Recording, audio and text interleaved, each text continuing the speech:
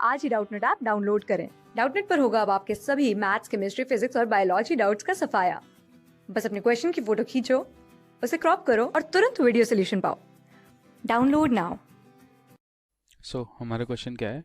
Among the following the aromatic compound is, इनमें से कौन सा एरोमेटिक कंपाउंड है ये हमें चेक करना है। तो एरोमेटिक कंपाउंड चेक करने के लिए एरोमेटिसिटी चेक करने के लिए हम कौन सा रूल अप्लाई करते हैं? Huckel's rule, HUCKL। Huckel's rule की मदद से हम एरोमेटिसिटी चेक करते हैं किसी भी एक मॉलिक्यूल की। अब ये हकल रूल होता क्या है? एक तो पहली बात, तो पहली इसकी कंडीशन क्या होती है? मॉलिक्यूल जो भी होना चाहिए, molecule must be planar. हकल rule की एक ये बेसिक डिमांड होती है कि मॉलिक्यूल जो होना चाहिए वो कम प्लेनर होना चाहिए, मस्ट बी प्लेनर। ठीक, मस्ट बी प्लेनर। ठीक, पहली तो रिक्वायरमेंट ये है। ठीक, और उसमें सेकेंड रिक्वायरमेंट क्या है? उसमें 4n+2 पाई इलेक्ट्रॉन्स का डीलोकलाइजेशन होना चाहिए। पाई इलेक्ट्रॉन्स, ये 4n+2 पाई इलेक्ट्रॉन्स का पूरी रिंग में, जो भी रिंग होगी एरोमेटिक, जो भी कंपाउंड होगा उसमें जितने भी इलेक्ट्रॉन्स होंगे, पाई इलेक्ट्रॉन्स, अगर उसमें रेजोनेंस हो रहा है, घूम रहे हैं, उसके अंदर पाई इलेक्ट्रॉन्स है, तो इस रूल को फॉलो करना चाहिए कि 4n+2 के नंबर में होने चाहिए पाई इलेक्ट्रॉन्स। ठीक, डीलोकलाइज्ड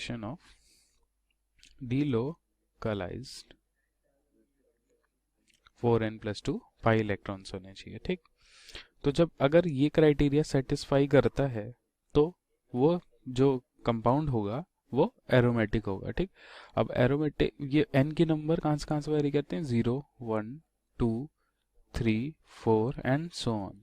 ठीक है, तो पहला तो हमें क्या चेक करना है? मॉलिक्यूल प्लेनर होना चाहिए। तो ए पार्ट में देखेंगे तो ए पार्ट मॉलिक्यूल प्लेनर है। ठीक, अब ए पार्ट प्लेनर भी है और इसमें इलेक्ट्रॉन्स देखो कितने, इसमें 2 पाई इलेक्ट्रॉन है, 2 पाई इलेक्ट्रॉन्स है, एक ये और एक ये, एक पाई बॉन्ड मतलब 2 पाई इलेक्ट्रॉन्स है। ठीक, अब अगर इस यहाँ पे तो पॉजिटिव चार्ज है, ये भी sp2 हाइब्रिडाइज्ड है, ये भी sp2 हाइब्रिडाइज्ड है, ये भी sp2 हाइब्रिडाइज्ड है। तो इसकी ज्योमेट्री क्या हो जाएगी? इसकी ज्योमेट्री ट्राइगोनल प्लेनर होती है sp2 हाइब्रिडाइज्ड की। तो इसका मतलब ये जो मॉलिक्यूल है ये प्लेनर तो है, तो पहली रिक्वायरमेंट तो हमारी सेटिस्फाइड है। दूसरी रिक्वायरमेंट क्या होती है? 4n+2 के नंबर में, मल्टीपल में पाई इलेक्ट्रॉन्स होने चाहिए। तो इसके पास पाई इलेक्ट्रॉन्स कितने? 2 है, तो 4n+2 ये बराबर 2 करेंगे, तो n की वैल्यू हमें यहाँ से पता चलेगी, तो n की वैल्यू हमारी 0 आती है।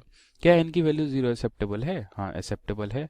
तो इसका मतलब ये दोनों क्राइटेरिया ये ए पार्ट सब सेटिस्फाई कर रहा है, तो इसका मतलब जो ए पार्ट होगा वो एरोमेटिक होगा। अब ऐसे बी पार्ट में चेक करते हैं। पहले क्या चेक करना हमें पड़ेगा कि मॉलिक्यूल प्लेनर है कि नहीं। तो प्लेनर होने के लिए ये भी sp2 हाइब्रिडाइज्ड कार्बन है, ये भी sp2 हाइब्रिडाइज्ड, ये भी sp2 हाइब्रिडाइज्ड, ये भी sp2 हाइब्रिडाइज्ड, ये भी sp2 हाइब्रिडाइज्ड, सारे कार्बन sp2 हाइब्रिडाइज्ड हैं। तो ज्योमेट्री कैसी है? Triangular planar. अब ट्रायंगुलर प्लेनर है तो मॉलिक्यूल तो प्लेनर तो हो ही गया। ठीक, अब दूसरा क्या सेटिस्फाई करना चाहिए? 4n+2 pi electrons. अब इसमें देखो, यहाँ तो पॉजिटिव चार्ज है, तो यहाँ पे एक पाई बॉन्ड, दो पाई बॉन्ड, दो पाई बॉन्ड मतलब 4 पाई इलेक्ट्रॉन्स होने चाहिए। 2 पाई बॉन्ड है, 4 पाई इलेक्ट्रॉन्स होंगे, तो 4n+2, ये बी पार्ट का कर रहा हूँ, बराबर 4 पाई इलेक्ट्रॉन। इसमें से n की वैल्यू क्या आएगी? इसमें n की वैल्यू 4 - 2, 2/4, तो 1/2 मतलब 0.5। क्या 0.5 n की वैल्यू एक्सेप्टेबल है? इनमें से कोई है? नहीं है। तो मतलब ये जो कंपाउंड मॉलिक्यूल है ये एरोमेटिक नहीं है, क्योंकि ये वाला rule, second number rule follow नहीं कर रहा है। ठीक, अब सी पार्ट में आते हैं। सी पार्ट में क्या है? सी पार्ट में देखो, सारे कार्बन sp2 हाइब्रिड है, ये भी sp2, ये भी sp2, ये भी sp2 और ये भी sp2। तो पहली क्राइटेरिया तो सेटिस्फाइड है कि मॉलिक्यूल प्लेनर है। ठीक, और जब मॉलिक्यूल प्लेनर है तो अपन फर्स्ट क्राइटेरिया से सेकंड क्राइटेरिया पे आते हैं। तो 4n+2 इलेक्ट्रॉन्स होने चाहिए। अब इसमें भी 2 पाई बॉन्ड है, देखो एक ये पाई बॉन्ड है और एक ये पाई बॉन्ड है, तो 2 पाई बॉन्ड मतलब 4 पाई इलेक्ट्रॉन्स, तो 4n+2 बराबर 4। तो इधर से भी n की वैल्यू क्या आएगी? 0.5 आएगी। तो क्या 0.5 एक्सेप्टेबल है? नहीं है। तो इसका मतलब ये वाला भी एरोमेटिक कंपाउंड नहीं है। ठीक, अब आते हैं लास्ट पार्ट पे।